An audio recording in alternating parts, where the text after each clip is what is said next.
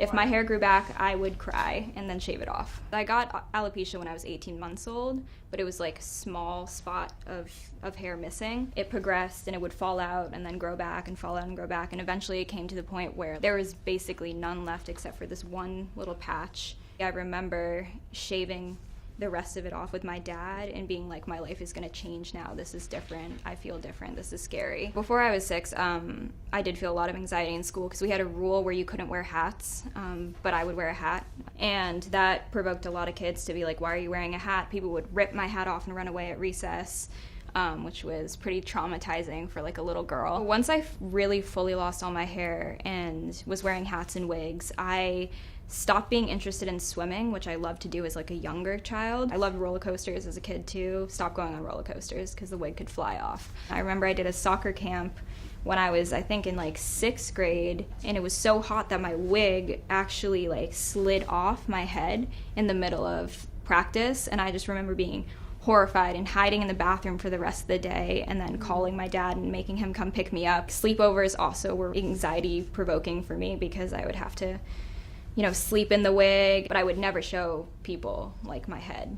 Rarely. That was like a huge moment in friendships when I would take my wig off because I was embarrassed. I was like okay with people seeing that I didn't have eyebrows for some reason. It was just the fact that I didn't want people to know I was fully bald. And that obviously affected my relationships because it made it hard to like become intimate with my friends, and like when I tried to, you know, like get a boyfriend or a girlfriend, I really hid a lot of my identity because I was actually hiding a huge component of myself under hats and wigs. So I was secretive, and that sort of translates into my life today. I'm still pretty secretive. I didn't really like myself, and that was hard. I thought this was going to be my existence forever, and I would have these wild fantasies, but before I could have the fantasy, I would have to have the fantasy that I had hair.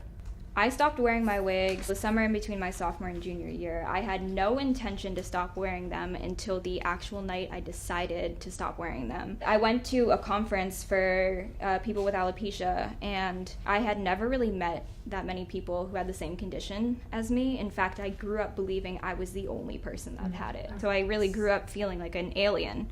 I mean, I looked like an alien, you know, I had no hair. But then once I like went to this conference, all of a sudden I walk into this hotel and there are like no people with hair. Like people with hair were the outsiders. There was just a sea of bald heads. And I remember the first day I was there, I kept my wig on, and I like met a bunch of younger kids who were my age, a little younger, a little older, and we all sort of made a pact to not wear our wig the next day. So I took my wig off, and I just remember like coming down into the hotel and like just touching my head as if it was like the most foreign object. A bunch of bald kids like and I went bowling, and I felt completely free. And then once I got that taste of freedom, I was like, that's it, I'm done. Swimming was almost like a spiritual experience. My head felt weightless in the water. I also learned how to do my eyebrows there, so that made me feel a little bit more confident just going fully bald. On the first day of school, I was so nervous, and I was like hyperventilating in the car there.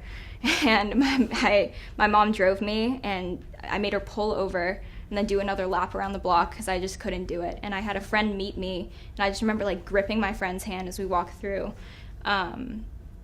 But people were like just really chill. In fact, not many people even looked at me. I became like an instant sort of badass. Once I got like my confidence, I would just like would strut, and people would just be like that. My entire world shifted, and my entire perception on life changed because I realized like I just overcame the hardest thing I've ever dealt with. Like I think I can overcome anything now. And the whole fearless thing, I went from being so afraid to so unafraid, or unafraid to tackle the things I was afraid of. I just was so much more open. I let my personality finally kind of come out of its shell. What I did with my alopecia was actually turn this poison and this like really negative thing on my head to this extremely positive thing that is now I would consider the best thing that's ever happened to me. I feel the most beautiful at a party with my friends, and I'm dancing and feeling myself, not because I think others are perceiving me as beautiful, but because I'm perceiving myself as beautiful. My name is Nell, and I'd like to dispel the myth that bald is not beautiful.